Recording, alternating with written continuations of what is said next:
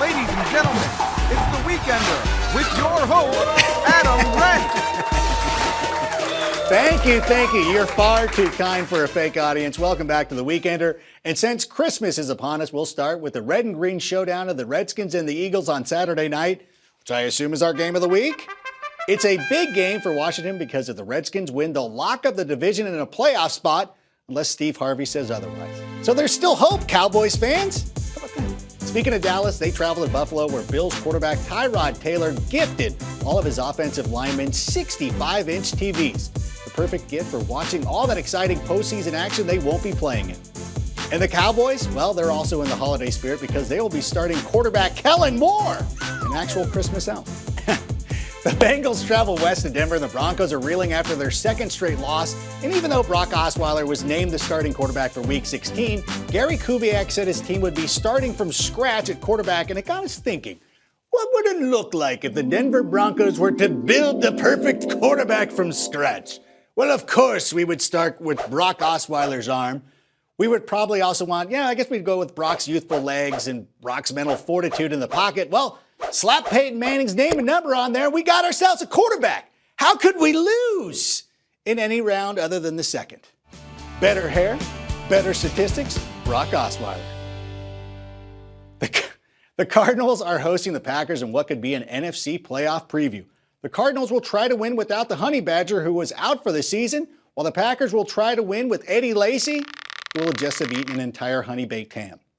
The Jags are The Jags are heading to New Orleans, and somehow my Jags are still alive in the AFC playoff race. It's crazy. It's loco.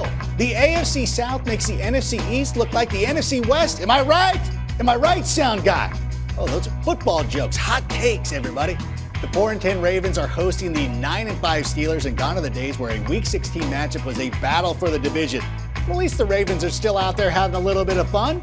They recently pranked rookie Carl Davis by leaving him an astronomical bill over the weekend. But in a much crueler joke, they left him in a roster spot with the Ravens for the foreseeable future.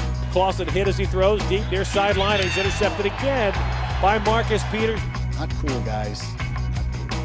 The Dolphins are hosting the Colts and will be looking to break their losing skid. Dolphins coach Dan Campbell recently compared losing to the taste of crap in his mouth. Apparently, Dan has a new take on the South Beach diet.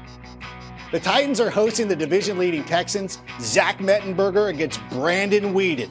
Somewhere, Colin Kaepernick and RG3 silently weep. The Jets are playing the Patriots in a must-win game for New York if they want to keep its playoff hopes alive.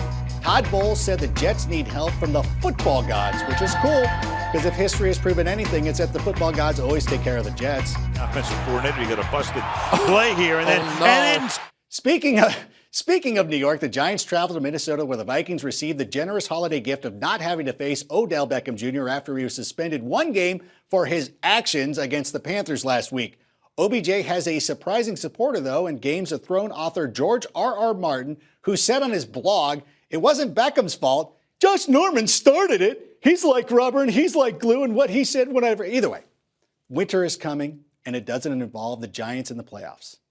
And now in a Weekender exclusive, here's Josh Norman addressing Martin's comments. You don't have haters, you're not popping. Interesting. Well, then, judging by my YouTube comments, I'm definitely popping. I'm popping and locking, and Postradamus loves it, and Johnny Manziel loves it. Actually, you know what? I read these comments, and sometimes you heard a brother here and here. No, I'm just kidding. That's it for the Weekender. Have an enjoyable holiday season. And don't be a square and don't drink eggnog. Pop a frosty, refreshing Coors Light. We'll see you later.